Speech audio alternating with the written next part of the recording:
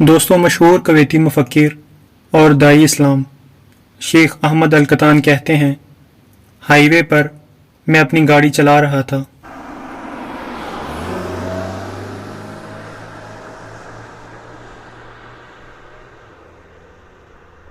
میرے ساتھ میری اہلیہ اور چھوٹا بچہ عبداللہ تھا، جو راستے بھر کھیل کود کرتا رہا۔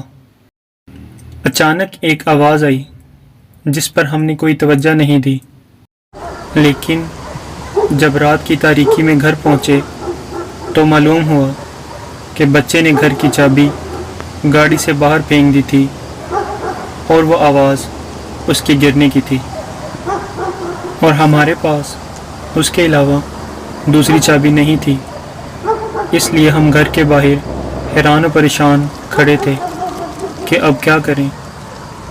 اسی دوران قریب کی مسجد سے اذان کی آواز آئی۔ اللہ اکبر، اللہ اکبر۔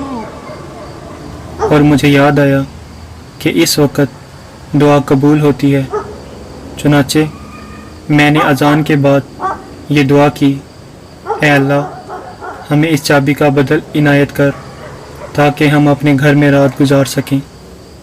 میری اہلیہ کو اس دعا پر بڑا تعجب ہوا اور کہنے لگی، شیخ، یہ کیسے ہو سکتا ہے؟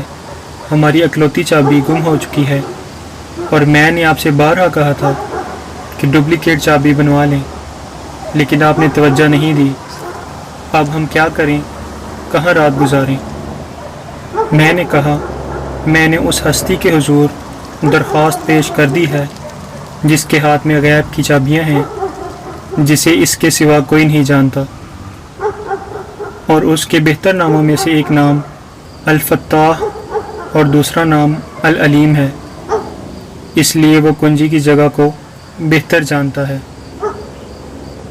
وہ دروازہ کھولنے پر قادر ہے، اس لیے تم خواہ مخواہ ادھر ادھر کی بات سوچ کر پریشان مت ہو۔ آؤ، ہم مسجد میں جماعت کے ساتھ نماز ادا کرتے ہیں، اور نماز کے بعد انشاءاللہ کوئی شکل پیدا ہو جائے گی۔ شیخ احمد کہتے ہیں کہ مسجد میں جا کر تحیۃ المسجد پڑھ رہا تھا کہ اچانک میری نگاہ ایک رحل پر پڑی جس پر ایک چابی رکھی ہوئی تھی، جو بالکل ہمارے گھر کی چابی کی طرح تھی۔ میں اسے تقریباً 1 سال سے اسی جگہ دیکھ رہا تھا، گویا کہ اس کا کوئی مالک نہیں تھا۔ میرے دل میں خیال آیا، اس کے ذریعے کوشش کی جائے۔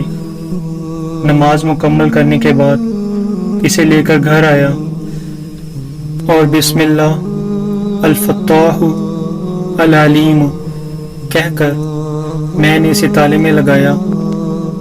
ایک حیرت انگیز اور فرحت بخش منظر سامنے آیا۔ تالا کھل گیا۔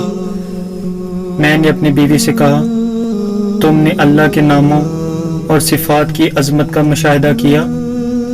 اللہ تعالیٰ نے یوں ہی اور بلا وجہ نہیں بتلایا ہے کہ اس کے 99 نام ہیں، بلکہ اس لیے ہمیں سکھایا ہے تاکہ اس کے ذریعے دعا کریں۔ اس حادثے کو سالوں گزر چکے ہیں، اور اس کے بعد سے ہمارا معمول رہا ہے کہ ہم اللہ کے نام و صفات کے ذریعے اپنے ہر معاملے میں دعا کرتے ہیں، اور ہماری دعا قبول ہوتی ہے۔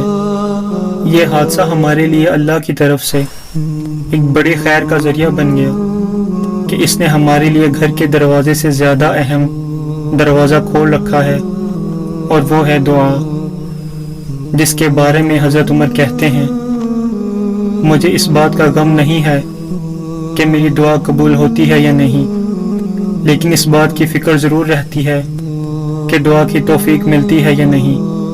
اگر دعا کی توفیق مل گئی تو قبولیت کی ضمانت ہے۔